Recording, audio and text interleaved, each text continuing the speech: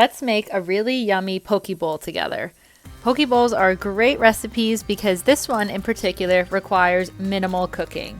In fact, the only cooking required is heating the edamame in the microwave.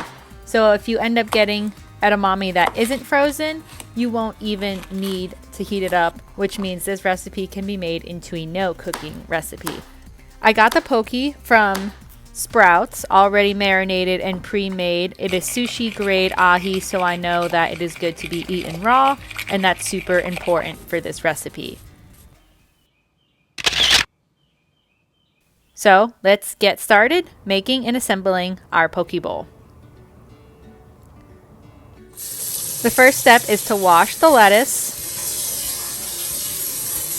cucumber, and bell pepper to make sure that it's nice and clean when we use it. I like to just rinse it in the sink, and if you have fruit and veggie wash, that's also good to use. The ingredients you'll need for this recipe are butter lettuce, ahi tuna, sushi grade, edamame, cucumber, a bell pepper, some carrots, and an avocado. For the sauce, you'll need some coconut aminos, sesame seed oil, sriracha if you like it spicy, sea salt or Himalayan salt, ginger, and garlic powder. We'll start with the butter lettuce by putting it near our plate and just taking the leaves off of the root. I like to pull apart starting from the top to make it easier and then rip the leaves into shreds. Starting also near the bottom is sufficient to get the leaves from the outside. You'll want to rip off enough just to create a nice full plate, however much you feel like eating. I ended up using about half of the head. Next, we'll cut up the cucumber. I like to personally cut off the ends because I don't like the thickness of it. And then I'll just cut the cucumber into thin slices like this. I'll end up using about half of the cucumber for these slices, and you can always use more or less just depending on how much cucumber you like. For people like me who don't necessarily like the seeds, you can cut around the middle and make little slices like this, leaving you with the seeds in the middle, which you can then just toss away or use for composting if you're eco-friendly. Then just cut the remaining pieces into desired sized cubes and continue to do so until you have all of your desired cucumber pieces. Now, if you do like the middle and the seeds and you don't care, you can just cut right down and place everything onto the salad with the lettuce. Next, we'll chop up the red bell pepper. I like to start just by slicing it in half right down the middle like so, and that'll give me a good portion for the plate. Place the other one on the side and then just start slicing into thin slices. The seeds in the middle you can just take apart like this and then toss or compost, and then just proceed to slice the bell pepper down the middle into desired thickness pieces. Now, I personally don't really like the stuff in the middle, so I'll eventually cut that off and I'll only eat the red bell pepper fleshy part. However, it is totally edible and up to you what you like to consume. Then, after I have all of my slices cut up like this, I'll go ahead and dice them into smaller pieces to make them one bite accessible. Again, making sure not to cut your fingers off by tucking them in when cutting. Once all of the bell peppers are ready to go, I'll scoop them together and also place them on the plate, ready for assembly. Now for the avocado, we'll just want to slice it in half like so. And the way I cut it in this video is actually not the most efficient way. But look at this beautiful, perfect ripeness avocado. Oh my goodness.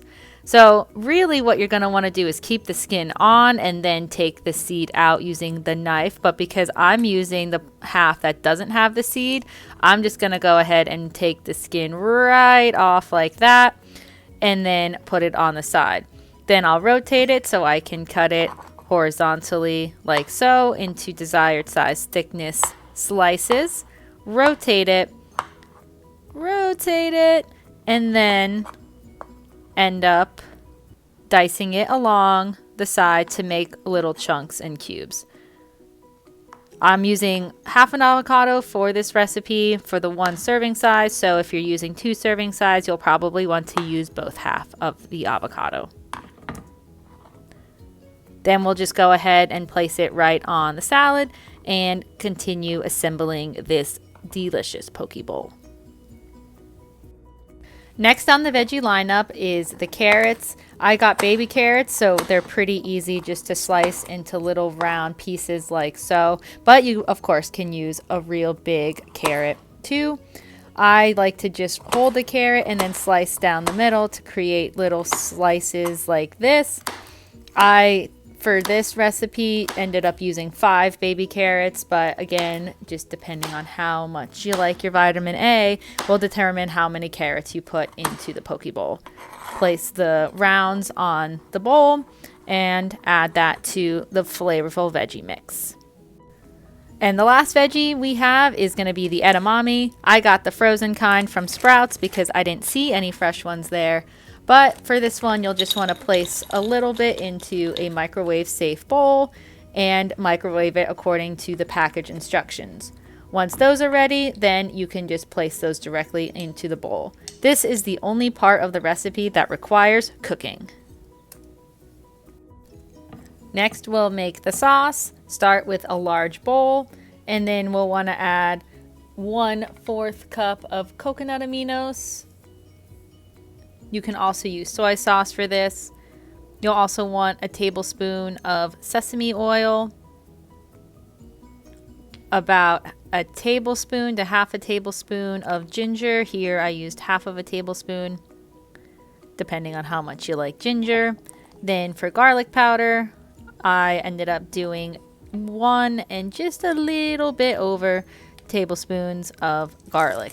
Then we have sea salt, which we'll just do a little sprinkle, and some sriracha. Now this is, why you should not do your measuring over the bowl that you are cooking. But luckily it doesn't really matter so much for this recipe because we'll just end up mixing everything together. I like to start with a spoon just to get some things mixed in there, and then I'll go ahead and come in with a whisk to make sure everything is evenly combined.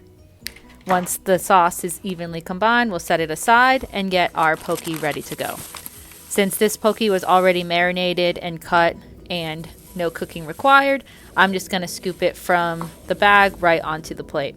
Now remember to get ahi grade or sushi grade poke to make sure that there's no contamination and that it's actually safe to eat raw. This part is super important. If you got poke that was raw and unmarinated, here's where you can marinate it in the sauce as well. Now for the sauce that you have left over, this will be used for the dressing. We'll just like to take a spoon and drizzle that dressing right on top of the bowl like so. You can use as much or as little dressing as you like, but I personally like a whole lot of dressing. And look at that beauty. And once you have the dressing on, you are ready to eat your poke bowl. Enjoy!